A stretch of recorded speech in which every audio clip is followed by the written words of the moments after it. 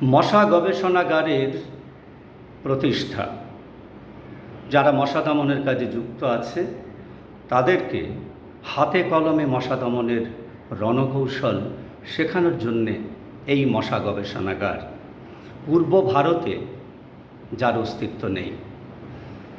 3 tyre monitoring অর্থাৎ ত্রিস্তরীয় নজরদারি, 144টি ওয়ার্ডে প্রতিদিন যে মশা দমনের কর্মযজ্ঞ চলছে তার নজরদারি চালায় ত্রিস্তর অর্থাৎ 3টি স্তরের কর্মীরা।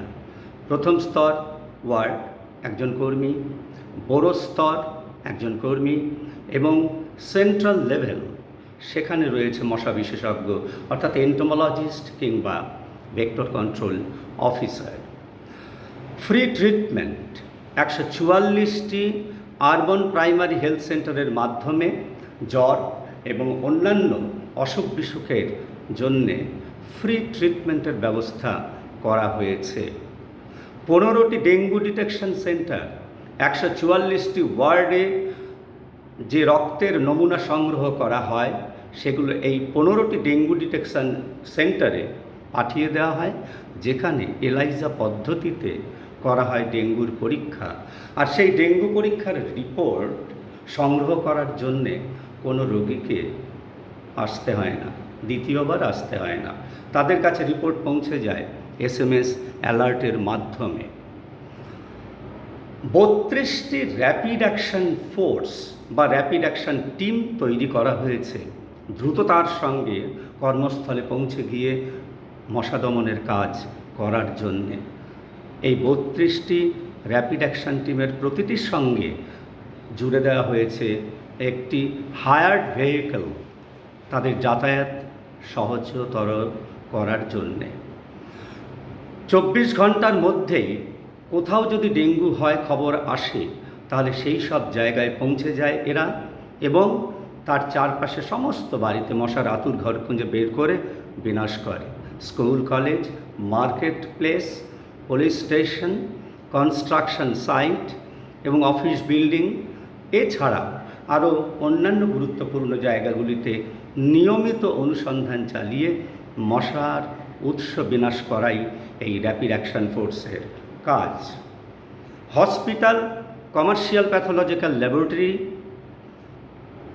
এবং প্রাইভেট হসপিটাল, নার্সিংহোম এদের কাছ থেকে প্রতিদিনই রিপোর্ট সংগ্রহ করার জন্যে রয়েছে 144টি ওয়ার্ডের প্রত্যেকটিতে একটি করে মর্নিং ডেটা কালেক্টর এবং তাদের রিপোর্ট পাওয়ার পর সেই রিপোর্টের ভিত্তিতে আমরা 24 ঘন্টার মধ্যেই সেখানে প্রয়োজনীয় ডেঙ্গু দমনের কাজটা করে ফেলি।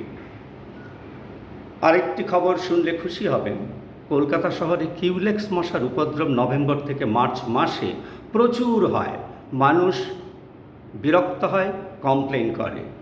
আর সেই সমস্যার সমাধানে 2011 সালের মার্চ মাস থেকে আমরা 20টি নৌকো ব্যবহার করছি এবং বিভিন্ন নালায় সেগুলো ব্যবহার করে ট্রান্সপোর্ট হিসেবে ব্যবহার করে আমরা লার্ভিসাইডাল স্প্রে অর্থাৎ মশার লার্ভা ধ্বংস করার জন্য স্প্রে করে চলেছি।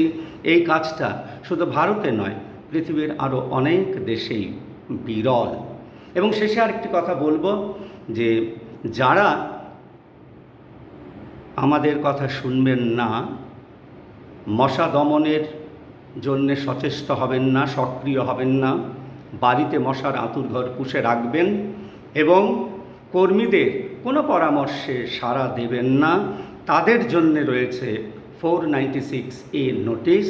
সেই নোটিশের কথাও যদি আপনারা না শোনেন তাহলে মিউনিসিপ্যাল ম্যাজিস্ট্রেটস কোর্টে করা হবে কেস করা হবে, যেখানে আপনার ওপর নেমে আসতে পারে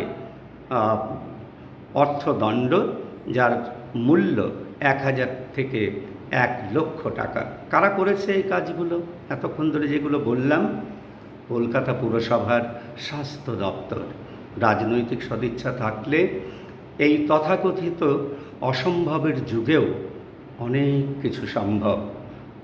ভালো থাকবেন সবাই, নমস্কার।